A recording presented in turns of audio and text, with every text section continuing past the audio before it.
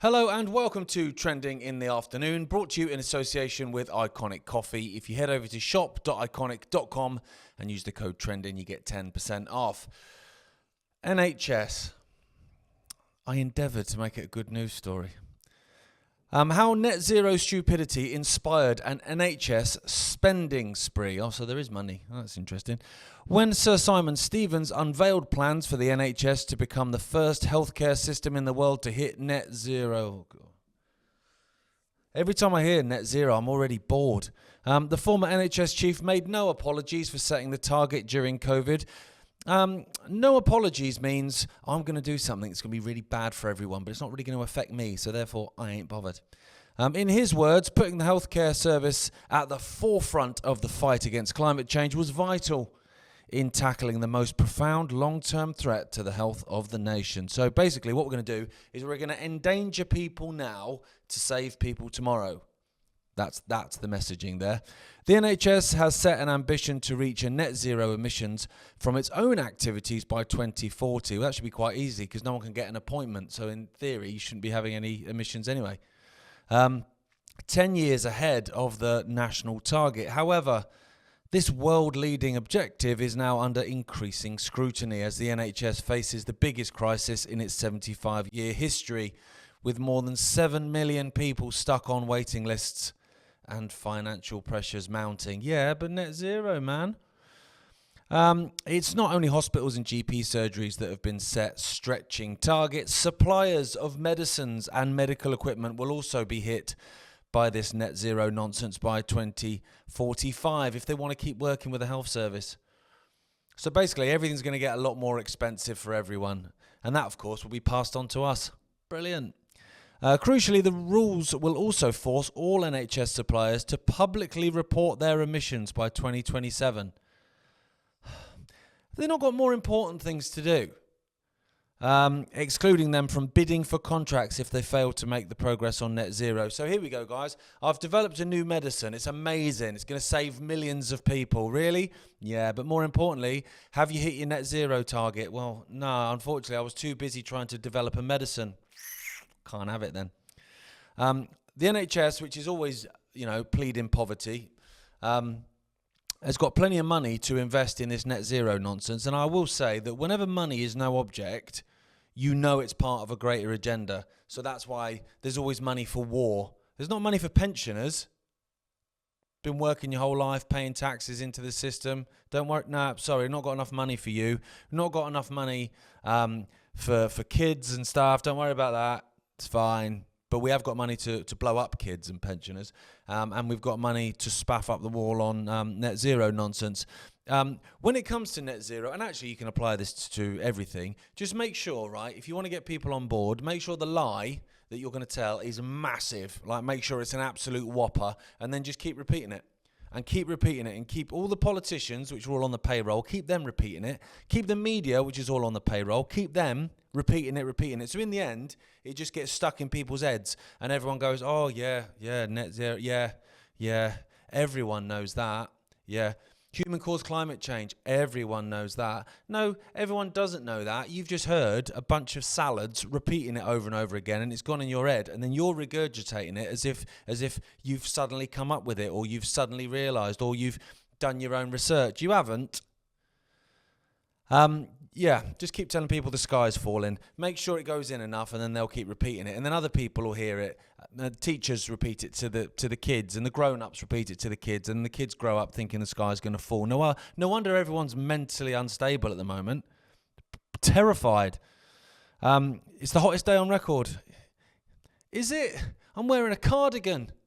Yeah, but the news said, so it must be. And also, do you remember when you used to watch the telly and you used to watch the weather forecast, and they'd be looking like that, and there'd be this beautiful green map of the United Kingdom, and it would be like 19 degrees. Now, 19 degrees is bright red now, because red means death. Warning, red.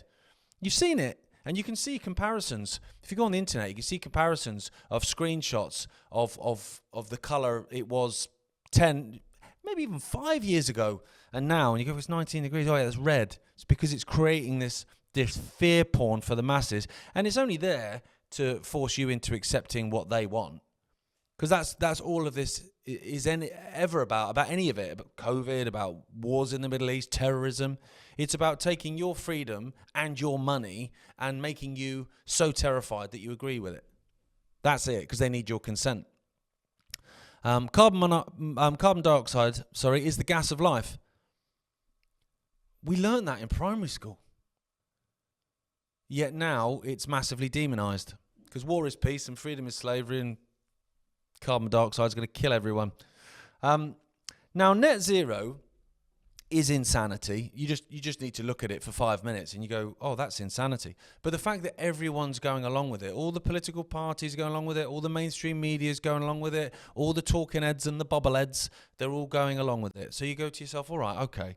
Well, if something's mad, yet everyone is going along with it, and each time it's shown to be mad, each time Ed Miliband does something stupid or says something stupid and is shown to be talking nonsense, it still continues. That's a clue. It's literally like the emperor's walked in. He's not just got his tackle out. He's literally smacking people around the face with it. And everyone's still sat there going, yeah, it's a great outfit, that, emperor. Love it. Love the silks, man. That's a clue, innit? You'd be sat there going, nah. Everyone's pretending at this point, because there's no way that you can't. It's literally in the face, mate. You know they're pretending, and they are. So then you ask yourself, well, why? Well, control is the answer to that. Because it's the answer to everything. Why do they do anything? It's about control, and everything that's happening now in the world is connected, and it's all connected to control. So they want to control what you can say. They want to control where you can go, what you can eat. In terms of climate change, where you can live, what can you do, what you can do in your own house, what you can grow, what you can't grow, what car you can drive, whether you're allowed a gas stove. Yeah, if they said to you, by the way, you're not allowed a gas stove anymore, and oh, by the way, yeah, gas boilers, yeah, we're getting rid of them, you'd go, you're having a laugh, mate. Literally just spent $2,500 on one just last year. What do you mean what do you mean it's going? Well, you wouldn't have it.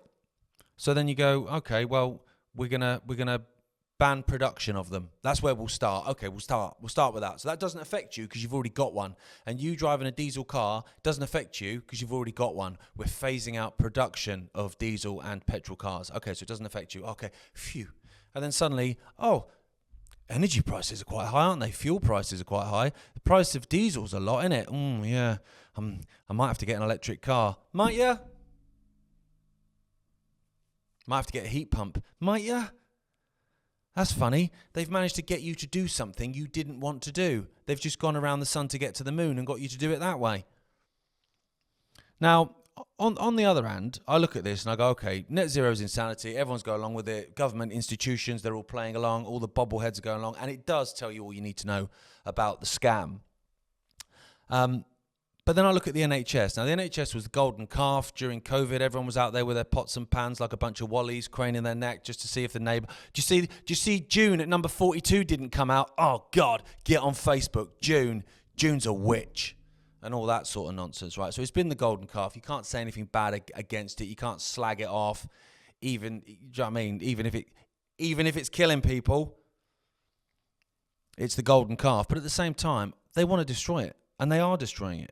And it's almost like they're using it to destroy itself, because this whole net zero nonsense will destroy it in terms of the finances, in terms of public confidence in it. 7 million people on a waiting list. I think what they did through COVID was protect the NHS. That was one of the mantras, wasn't it? Stay home, protect the NHS. The NHS was wrecked. The whole thing's inverted, just like carbon dioxide being bad. And you go, okay, well, how many politicians have investments in private healthcare companies? A lot. A hell of a lot. In fact, going back to 2016, I think it was 2016, I was on Radio 5 Live on a debate with a Tory, which was great fun. And at that point, I think it was 97% of Tory cabinet members had some form of private healthcare investment. And I would say that Labour would be exactly the same, because they're all I'm not going to say it, I nearly swore then, but it's before the watershed. the fact is, the world is run by insane people for insane objectives. That was a John Lennon quote, and he's on the money. But like I said, control being the ultimate objective. And this is just another element of it. And I say that to people. If you look at everything that's going on in the news, just look at it and go, right, how can this be used to control me? And there'll be an answer within it. So, for instance, just the last few days, the protest group Palestine Action being designated a terrorist organization. Now, lots of people that support Israel don't like Palestine, don't like Muslims, don't like Palestine Action and what they did at RF Brisnot and all that kind of stuff, which you're entitled to that opinion. Of course you are. They would look at that and go, yes, get in. That'll shut them up. Yeah, okay. It shuts them up today. But what does it do for you tomorrow? It shuts you up too. And so you can look at every single aspect of every single thing, every single news bulletin you see, every little thing you see going down the ticker tape on Sky News. Go, right, this government announcement, government watchdog says, think tank report, surveys, whatever. You just go, okay, well, how can that be used to control me? And there will be an answer, because it's what the whole thing is about.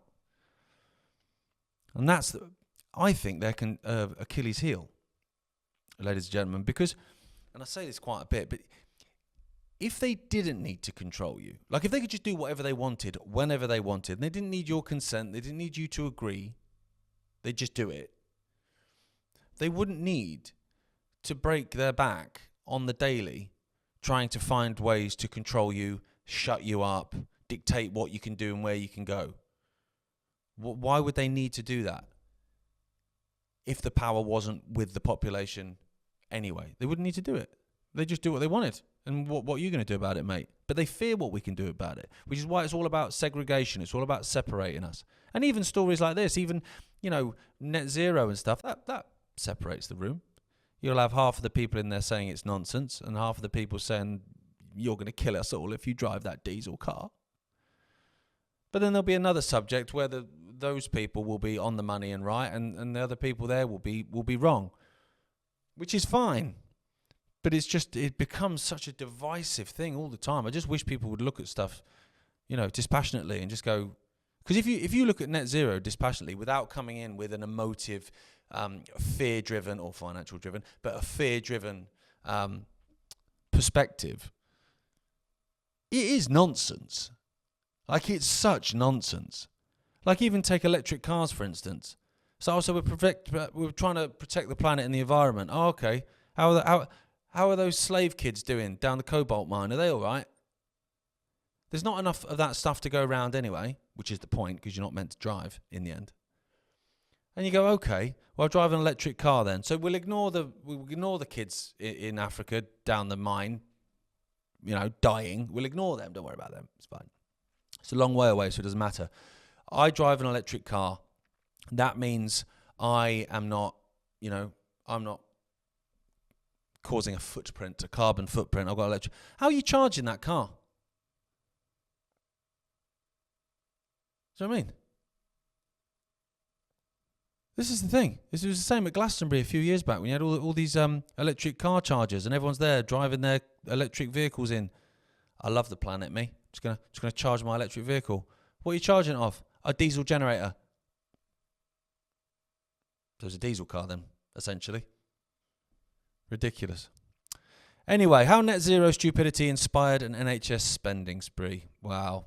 Like I say, there's money to go around. There's always money when it's the agenda, and the agenda is control. But only if you allow yourself to be. Be uncontrollable. That's the answer. Thanks for tuning in. I'll be back on Wednesday. I think Jay, my brother, is back tomorrow. Until then, see you later.